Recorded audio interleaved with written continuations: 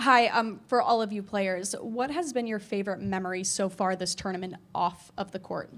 DJ Horne, we'll start with you. I would just say building the chemistry and the relationships that I know this success that we found late in our season will, carry over for the rest of my life. Casey.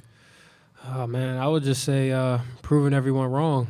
Going into every game, I mean, we're pretty much the underdogs. And we have that conversation heading into every game about trying to embrace, everyone doubting us and just proving everyone wrong and going into the locker room and celebrating.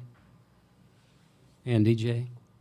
As far as off-the-court moments, I would have to say probably today at pregame meal, those guys are pretty funny. They kept it light when, it got a little tense. Okay, next question again here on the left toward the front. Brett Friedlander, SaturdayRoad.com. Casey, Tyler Kolek is an elite scorer and an elite passer. He got his points today, but it seemed like you really kind of denied him getting the ball to his teammates. Was that the plan, or that just something that kind of happened? Yeah, he's they need him to get going in order for them to be very successful. And, he had a pretty good scoring night, but trying to hold him below his assist average was something that at least tried to prioritize. Let's move toward the right now for the next question. Chris Vanini, The Athletic, for DJ. After the game, you guys came over to the fans and kind of gave everybody a shrug. What was that feeling like, and could you ever imagine this, 2 weeks ago? Oh, man. If you let me tell it, I imagined it way back in, October. But, it was just, the why not us thing. We're going to keep that going. We get a lot of disrespect. People still don't think we're supposed to be here, that we're going to go further. But we're going to keep trying to crash the party.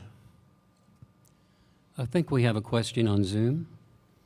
Yes, we have a question from Dan. Dan, if you would unmute yourself and then state your name and affiliation, and then go ahead and ask your question.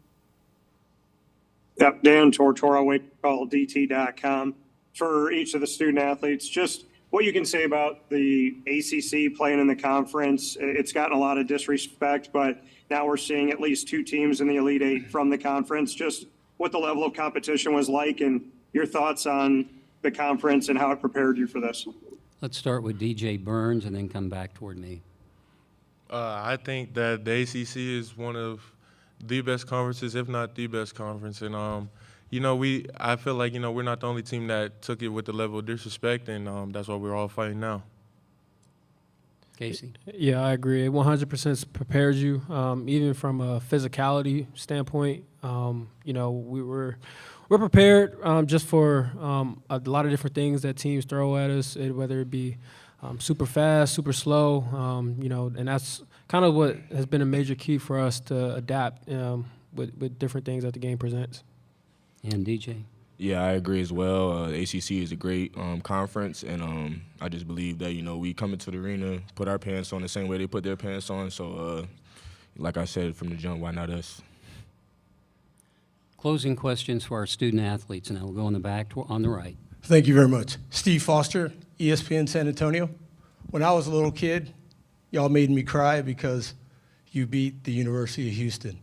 Has your coach now given you any background about that game that happened about 40 years ago and the fact that that matchup could happen again on Sunday? Anybody you want to answer that? I can answer it, no.